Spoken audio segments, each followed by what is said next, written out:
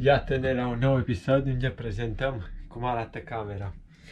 O să începem cu balconul prima dată. Așa ea. Astea le poți trage aici. Seara sau ziua e foarte bine că fac foarte mult întuneric și nu te deranjează nimeni. Ieșim aici pe balcon. E o zi mai înnorată acum. Nu-i nimeni. Așa, vapoarele. Acolo e Virgin Cruises și aici e Genova. Arată ca și Monte Carlo. Aproape. Aproape. Așa. Să vedem și aici intrăm înăuntru. Și închidem ușa. Și aici de aici poți bloca ușa. Closed și open, dar normal, că nu avem voie să-l închidem, lăsăm așa deschis, nu știu în ce motiv. Avem aici masa pe care mănânc și se întâmplă toate lucrurile. Așa. Avem aici un uscător de păr care merge destul de încet, dar e ok, își face treaba, numai că durează mai mult. Avem aici două pâini care au rămas de la mâncare, le-am păstrat, poate să-mi fie foame și vreau să le mănânc. Ce avem aici? Niște hârtii cu tot felul de completat și când se întâmplă anumite chestii și ce trebuie să fac în timpul carantinei. Avem așa bagajul, scaunele și masa de pe, cum se zice, din afară, așa. Asta mutăm aici. Avem acolo hainele mele și altceva, ciorapi, chitara, încă ăsta. Avem aici patul, așa, patul, așa, hai să vedem aici, avem un telefon. Cu telefonul ăsta poți să suni pe vapor în orice cabină. Normal, numărul de telefon de la cabină e numărul camerei. Așa că dacă vreau să sun, de exemplu, în cabina de la etajul 8, nu știu, 126, pun numărul 126 și sună în cabina. Dacă cineva îi răspunde, dacă nu, nu. Avem aici apă, în fiecare zi primim apă. Asta am primit două, parcă numai una pe zi se primește. Dar oricum n-am primit acum câteva zile altă apă, așa că o veni bine cele două sticle. Așa, avem termometrul ăsta, climatronic e aici. Nu, așa, poți să îți reglezi cât de cald e, normal pe la 4, 5, cam pe acolo e foarte bine temperatura. Avem baia, avem dușul, avem așa sincul ăla, prosopele, avem și prosope mai mici, așa, și prosope mai mari. Așa, punem înapoi să se uște. Așa, îl pun imediat să se uște înapoi. Avem aici oglinda. Așa, foarte fain arată aia. Nu știu, vedeți, ziceți voi cât de mare e dușul sau cât de mic e. Deci eu o pun aici, opa, și cam atâta e. Deci, vă dați voi seama, se încape la duș, ok? Nu e o problemă. Da. Poate unii nu încap. Eu încap că este așa mai suplu. Avem aici cardul. Fără asta nu se conectează lucrurile în cabină. Hai să vedem cum arată afară, pe coridor. Ia, așa arată pe coridor. Este un om acolo și așa arată pe partea dreaptă. Și aici chestia asta, aici ne aduce mâncarea și ne lasă acolo. Și după aceea bate la ușă, pac, pac, și hai și ia-ți mâncarea. Și o las acolo și da. Închidem ușa acum.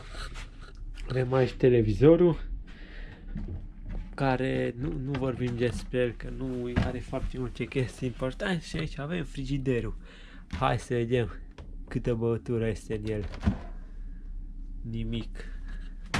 Da, frigiderul funcționează, ca să vrei să-ți pui mâna să ți-o răcești sau ceva, dar nu are nimic, sau apa să ți-o pui în ea sau ceva. Nu lăsa nimic în el. Așa că a fost fain la începutul pandemiei, când i-au închis în camerele astea, că pe celălalt vapor, că în frigiderele astea era plin și au zis că putem la orice de acolo să mâncăm pe timp ce eram închiși acolo. Așa că chestia a fost foarte fain și ne-am distrat. Da, și asta e cabina. Avem câteva tablouri. Tablou acolo, tablou aici și din nou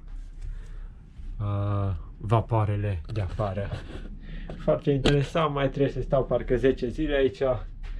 Cred că asta e a 4-a zi, așa că sperăm că o să supraviețuim și după aceea o să devină mai interesant un pic, că putem să ne mișcăm pe vapor și o să avem și conținut mai interesant când prezentăm și restul vaporului, așa că bine v-am găsit aici la videoclipul ăsta și ne vedem în episoadele următoare, cred că după ce se termină carantina, că aici oricum nu prea mai este conținut. După ce se termină carantina, facem conținut din nou cu ce este în jurul vaporului, ce avem să facem, cum e la masă, cum sunt ceilalți oameni, așa că o să avem o grămadă de lucruri de făcut. Și mai trebuie să precizez, să nu acopăr microfonul, că pe parcursul acestor 14 zile trebuie să facem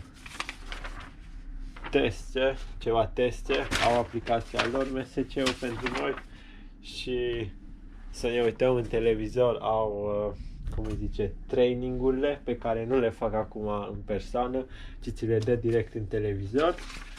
Și la finalul acestor 14 zile au zis că primim un test cu cei pe televizor și din aplicație, cred că pe aplicație nu vede, deci cei pe televizor, așa că o să ne uităm la televizor, o să învățăm o perioadă, oricum ar trebui să le cam rețin de pe vasele celelalte, așa că nu o să fie problemă.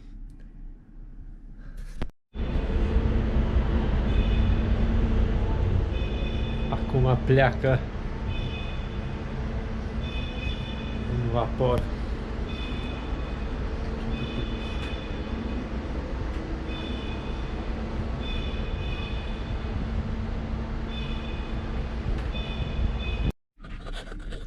E ziua 4-a, am zis că fac un update, e ora 7 dimineața.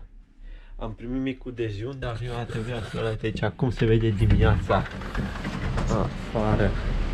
Plouă în momentul de față și bea lumea, este un om acolo mai încolo și un om acolo mai încolo și bea lumea cafea și da, vreme mai nasală de afară, dar cum noi oricum nu o să ieșim afară, ne prea influențează vremea asta. Și hai să vă arăt acum câte mizerie aici. Am primit dimineața, poți să-ți alegi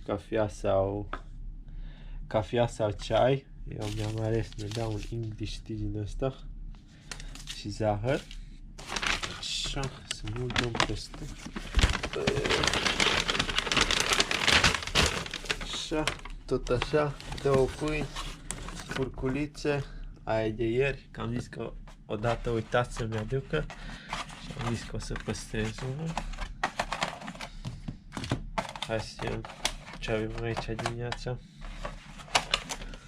Opa, astea sunt foarte bune. Croissant, rulou, așa, ouă și un ou. Și atât. Păcat că nu este sare, dar nu contează, adică la noi nu ni se aduce, dar normal în Mestrum avem sare, așa că asta este, vedem cum o să fie. Așa că încă o dată vă las aici cu imaginea de afară. Ieri și alaltieri au venit vapoare aici, a fost Seaside-ul și după aceea și Grandioza au trecut pe aici, așa că da. Vedem ce o să se întâmple în zilele următoare și dacă se întâmplă ceva interesant o să fac un video, dacă nu atunci numai după carantină, că nu se prea întâmplă nimic. Aici stau toată ziua, acum nu-i făcut patul. De aici a stat toată ziua și atât. Internet mai slab. Televizorul are numai post italiene, spaniole și germane și franceze mai este, așa că păcat cu engleza, că nu prea au engleză, dar învățăm și alte limbă. Așa că asta este. Ne vedem la următorul episod când avem data viitoare și ae.